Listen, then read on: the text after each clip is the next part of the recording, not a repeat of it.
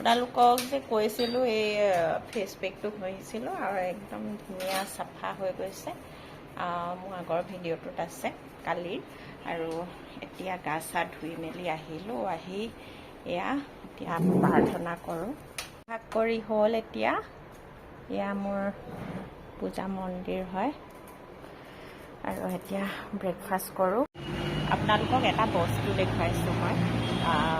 আমি আছোঁ 18 ফ্ল'ৰত আৰু 18 ফ্ল'ৰত কেনেকৈ মানে বাহিৰটো ৰং কৰিছে দেখুৱাইছোঁ ৰ'বা। একদম এটা মানুহ মানে ওলমি আছে পেইণ্টাৰটো কেনেকৈ চাওক।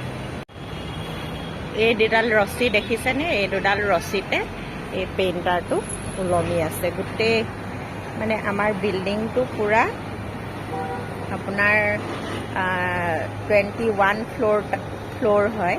21 ফ্ল'ৰলৈকে আছে। 21 ফ্ল'ৰৰ পৰা সি কালাৰ কৰি গৈছে। এইটো মানুহটো ওলমি আছে। এইয়া মানে সিহঁতি কিমান ৰিক্সত এই পেইণ্টৰ কাম কৰে আপুনি ভাবি চাওকচোন। দেখিলে ভয় লাগে। কেক টিনটো ইয়াত দি দিম।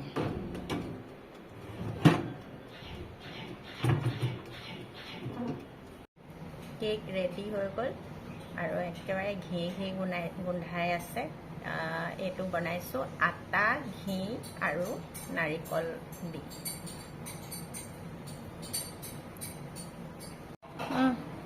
এক পিচ টেষ্ট কৰিছা? কেনেকুৱা হৈছে? কাইলৈ স্কুল আছে, হোমৱৰ্ক জমা দিব লাগে।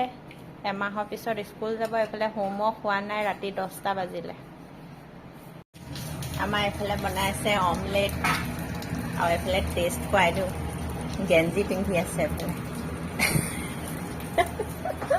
আমাৰ এইফালে একদম স্পেচিয়েল মানে অমলেট বনাই কিবা কিবি ঢেৰ ঢালিছেচোন।